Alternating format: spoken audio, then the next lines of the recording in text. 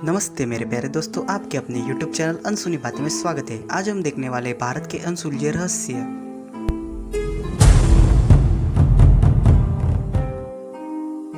अलैया भूत लाइट पश्चिम बंगाल के दलदली इलाकों में कई बार रहस्यमय रोशनी देखी गई है। स्थानिक लोगों के मुताबिक यह उन मछुआरों की आत्मा है जो मछली पकड़ते वक्त किसी वजह से मर गए थे। लोग इन्हें भूतों की रोशनी भी कहते हैं।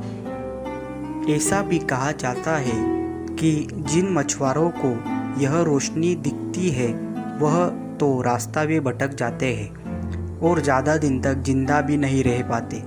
इन दलदली क्षेत्रों से कई मछुआरों की लाशें भी मिली हैं, लेकिन स्थानिक प्रशासन यह मानने को तैयार नहीं है कि भूत यहाँ है।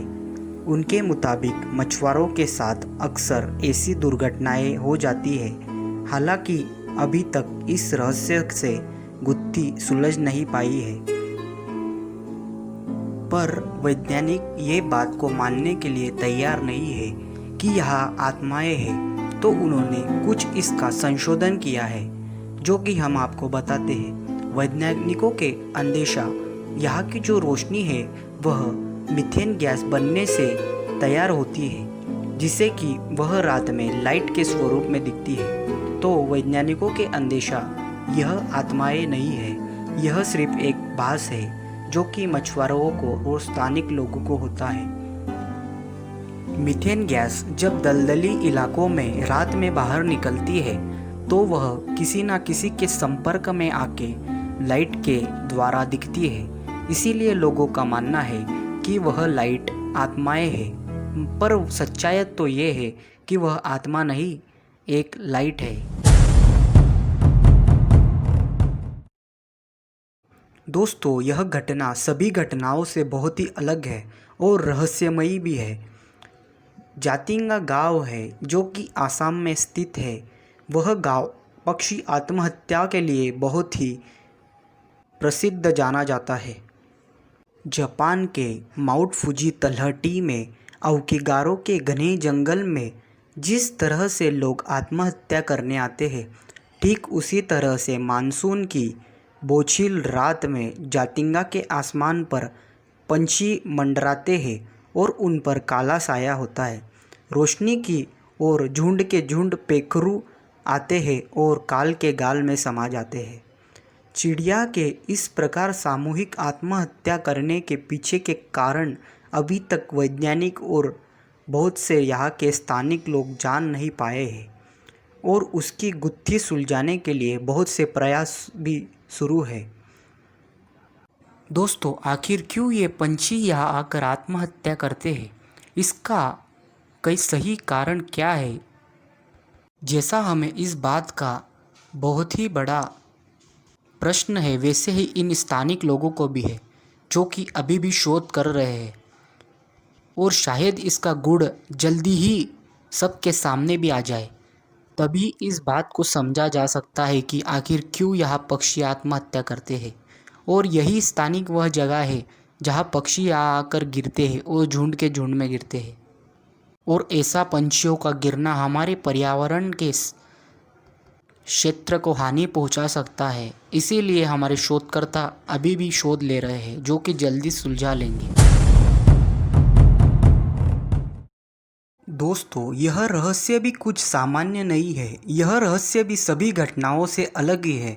तो चलो यह रहस्य देखते हैं। रूपकुंड झील जो कि हिमालय पर्वतों में स्थित है, तट पर मानव का कंकाल पाया गया है।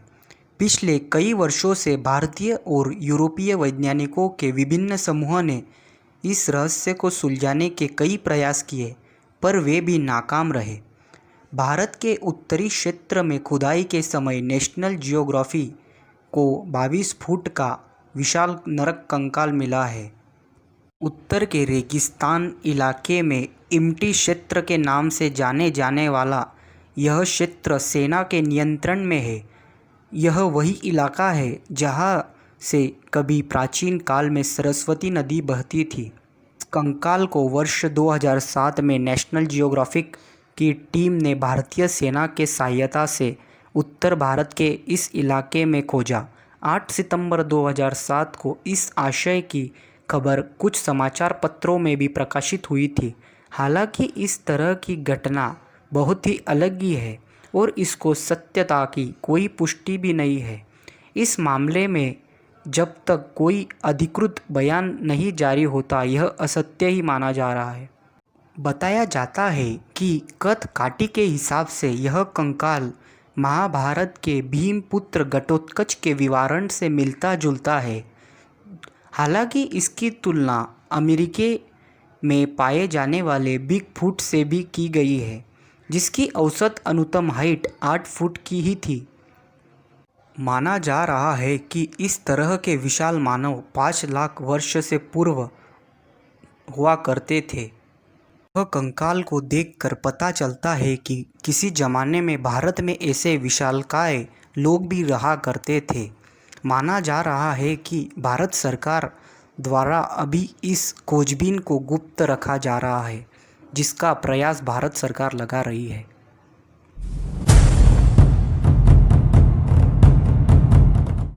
एक बार ओशो ने जानकारी दी थी कि 1937 में तिब्बत और चीन के बीच बोकाना पर्वत की एक गुफा में 716 पत्थर के रिकॉर्डर मिले हैं। पत्थर के आकार में वे रिकॉर्डर है महावीर से 10,000 साल पुराने, यानी आज से 13,500 साल पुराने हैं। यह रिकॉर्डर बड़े ही आश्चर्यचकित है, क्योंकि यह रिकॉर्डर ठीक वैसे ही है जैसे ग्रामोफोन होता था। अब तक राज नहीं खोला जा रहा है कि यह किस यंत्र पर बजाए जा सकते हैं। इनको ग्रामोफोन जैसा ही बीच में एक छेद भी है। लेकिन एक बात तो बताई गई है, रूस के एक बड़े वैज्ञानिक डॉक्टर सर्जीव ने वर्षों तक मेहनत करके यह प्रमाणित कर दिया है कि वह रिकॉर्डर ही है। किस यंत्र पर और किस सुई के माध्यम से वे पुनर्जीवित हो सकेंगे, यह अभी तक तय नहीं हो पाया है। अगर एकाध पत्थर का टुकड़ा होता तो संयोगिक भी हो सकता था। 716 है, सब एक जैसे, जिनमें एक छेद है, सब पर ग्रीव्स है और उनकी पूरी तरह से सफाई धूल ध्वंस जब अलग कर दी गई है। यह विद्युत यंत्रों पर भी इनकी परीक्षा ली गई है। उनके प्रति पल विद्युत की किरणें विकिरित हो रही है। लेकिन क्या आदमी के आज से 12,000 साल पहले ऐसी कोई व्यवस्था थी कि वह पत्थरों में भी कुछ रिकॉर्ड कर सके?